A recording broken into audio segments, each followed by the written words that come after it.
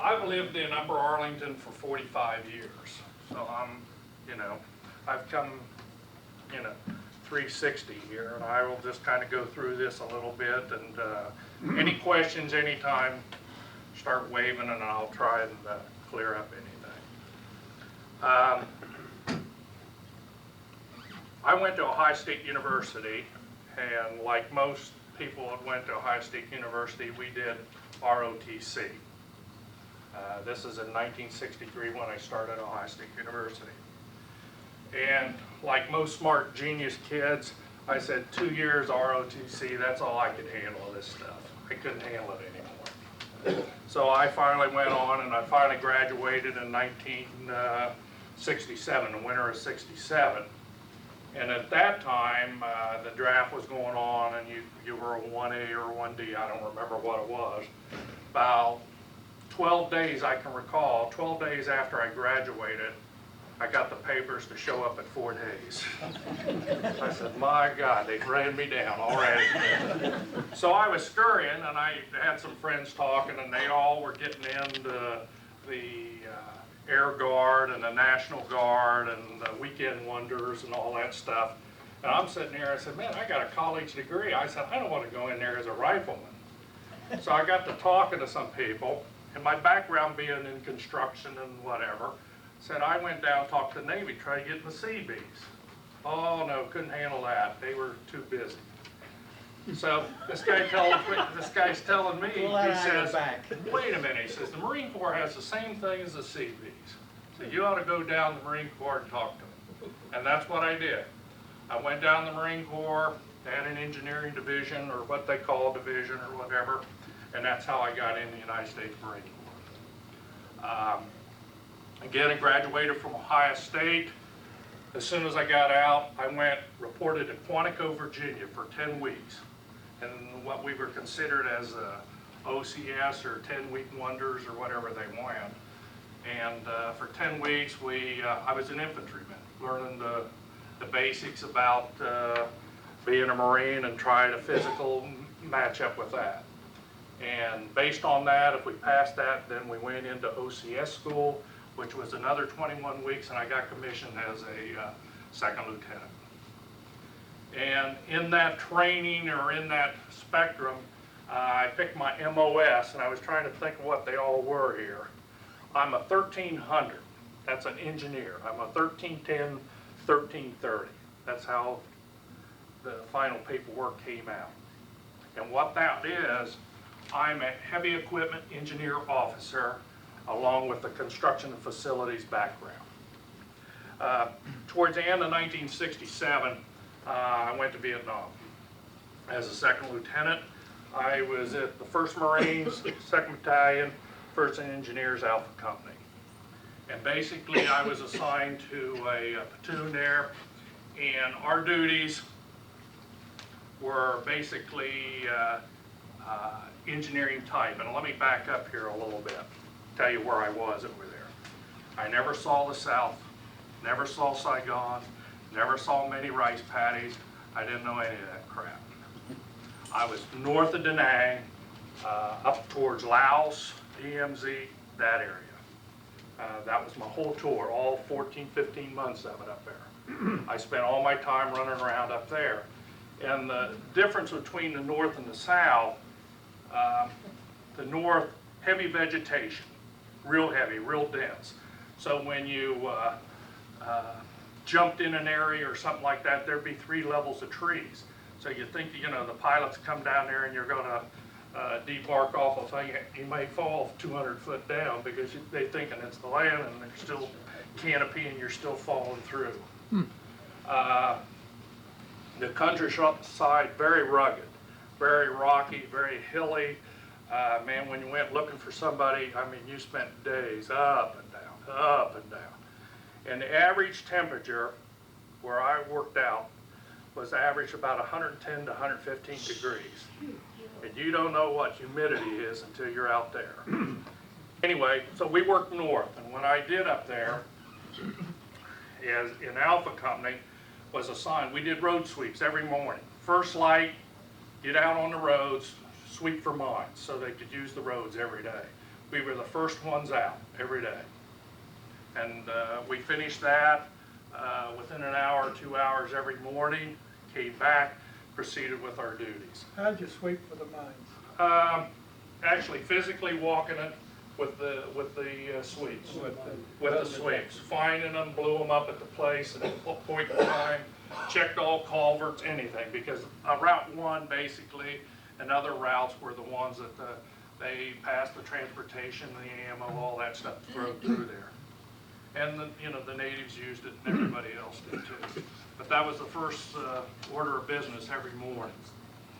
We came back, from then, we were assigned a lot of times to different infantry companies.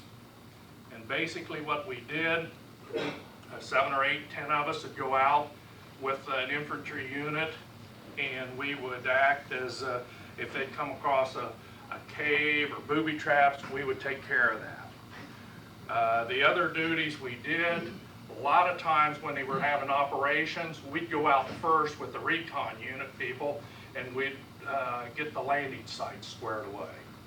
And we'd pick 2 or 3 of them, so when we did this, nobody knew exactly where we were going in at. So they'd fly us in, we'd take demo charges, set them up, blow them out, bring in maybe some bulldozers or something like that, level it off, get some bunkers in, concertina wire around, and set them up. Good story on that, I will tell you that. We were up on one of these and we got pinned down one night. And then they had us down. And one of the things I'd always talk about in Vietnam, the story as it goes is we talk about how you survive over there. It was like playing hide and go seek, but we were in their neighborhood. And you had to be ingenious a little bit to stay alive with this crap. And one of the things you did, when you set up at night, you made sure everybody set in, and then you'd move again. Because you never let them set, because they knew where you were all the time. So you were constantly on the move. You never wanted to be set in place or they were going to zero you right in on you. The other thing we used to do, a little trick, and I never use it anymore, is this English leather aftershave. Yeah. We used to, when we go out on night patrols and work with people, we'd always leave that out along the trail because they'd pick it up and splash it all over them. And when you're out there in the jungle and you can't see from me to John, basically, you're just going through, and when you smell English leather,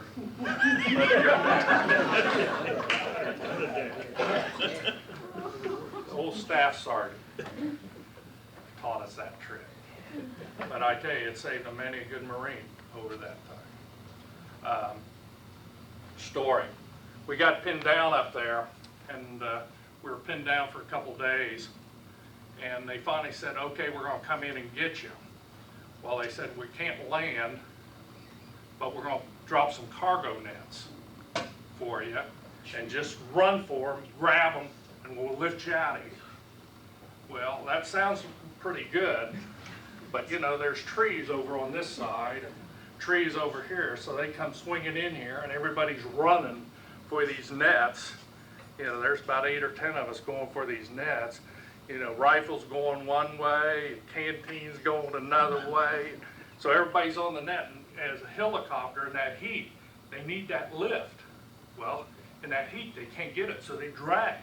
So were they dragging us through the damn jungle? We got back to base camp, and 8 of us didn't have any clothes on. I mean, it stripped the uniforms right off of us. Yes, sir. Were you susceptible to a sniper fire while you were doing that kind of work? Tell you another story. To this day, I don't smoke because of this story. 6 of us are helicopters over there. That's how we got around. Okay, and the 46, is everybody familiar with 46? It's just a troop carrier, and they kick all the glass out of it or the plastic, so you know it's just wide open in there. They land for us, and 6 of us get on, and I'm sitting on the very back of this loading. Like, and my radio man's right there. There's 4 other guys up there, staff and whatever. And we're starting to take off, and we take sniper fire. Now, I'm sitting at the end to get out. See, we've already lifted up, cutting off. the pilot and co-pilot beat me out of this helicopter. But one thing had happened here, we're all sitting back there smoking, you know, just taking the drag and, you know, all smoking cigars, and the sniper fire caught the fuel line. And jet fuel just sprayed all over, and everybody's sitting there smoking it, you know, getting that drag in. Everybody swallowed their cigarette. Everybody put it in their mouth, and out they went with it. Honest to God. And that pilot, co-pilot beat me out of that craft, and we were over the hill. That thing come apart in 400 pieces. 400 pieces. There wasn't nothing left of that thing. And those two, the pilot and co-pilot, are laughing, and I said, hell, you guys must have known something I should have. But from time to time, a lot of the landing zones when you went in, even though the infantry or recon had them pegged down and settled out, there was always a sniper fire, or the local yokel had a rifle was picking at you all the time anyway. And that's why you tried to move around and stay moving all the time. We went after looking for and never did find a B-52, supposedly was down. And that, you know, I mean, we just never did find it. It was so dense up north that we just couldn't find it. The politics about it, what do you think about the way that our leaders ran the thing? They didn't give you much chance to do. Well, you know, you talk about Laos, we weren't allowed supposedly to run over there and get them. And same way with the DMZ, I mean, we were told not to go there, you know what I mean? And again, it's like playing hide and go seek, and they had all the places. And you were always it. Yeah, and I mean, you can't, you know, if you're gonna fight something, you might as well fight the war here, you know what I mean? And I don't know, maybe that's a lot of complacency of people not talk about Vietnam, because we're all, you know, somewhat embarrassed about it. Because we really didn't know what we were doing there, and the people back here were bitching and hollering because we were there. So we, you know, we were at lose-lose, the guys that were there. So I mean, let's get it over with and get the hell out of Dodge here. I don't think so. Jim, when you'd fly in there and they'd bring in your equipment by helicopter, and then when you do the job, did you always reclaim it, or sometimes you? A lot of times we just blew it in place. But the bigger stuff, the helicopters or the bulldozers, the chainsaws, all that kind of stuff, the big boring machines and stuff we'd take in. Sometimes we'd use. We'd bring all that stuff. One thing we did, and I'll talk about my second half of my tour over there, what I did. When we had an engine problem, we didn't fix the damn engine. We threw the engine out and put a new one on. We didn't waste no time, you know. I mean, we were just moving on and put it in the scrap yard. You know, you could have fixed it. We didn't have time. We just put a new one on and get on with it. Chainsaw wasn't working. Not change the blade, get a new chainsaw. Put it on there, boy. Let's go. Because when we were up there and when you cranked it, it had to start and go right now. And I tell you, we had some guys that could use chainsaws. Well, I tell you, they could go through woods like you wouldn't believe. How would you use a chainsaw? Go in and drop trees in certain areas, so we could get in there and start laying the dead cords and stuff like that, and using the bunkers, using some of the material that we, you know, would cut down the logs and stuff like that and put in bunkers and stuff like that. Put the backhoes up. So that's what I did towards my last tour. I was up there working on a crushing plant one day. We did the road sweep, and we're all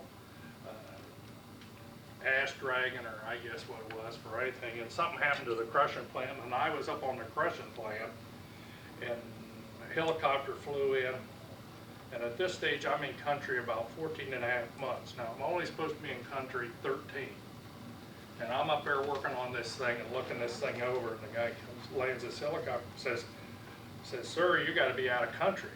I said, what do you mean be out of country? He said, you got to go now. And that's how I left Vietnam.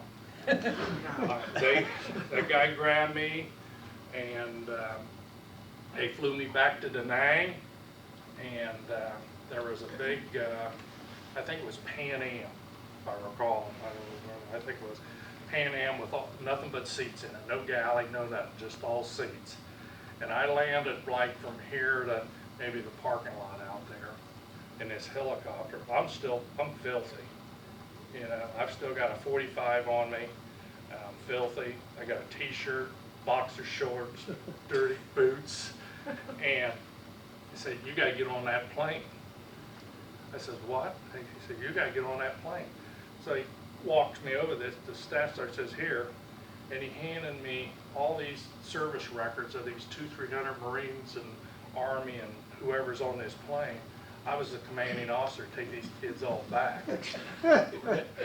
I get on this plane and look back. These guys have all had showers, they got clean things. I'm the commanding officer. So I take all these records, put me on a plane, we go to Okinawa, and they held me up at Okinawa because I lost so much weight. So I sat over there and drank beer. And Looks like you did a good job. I tell you, I haven't quit eating.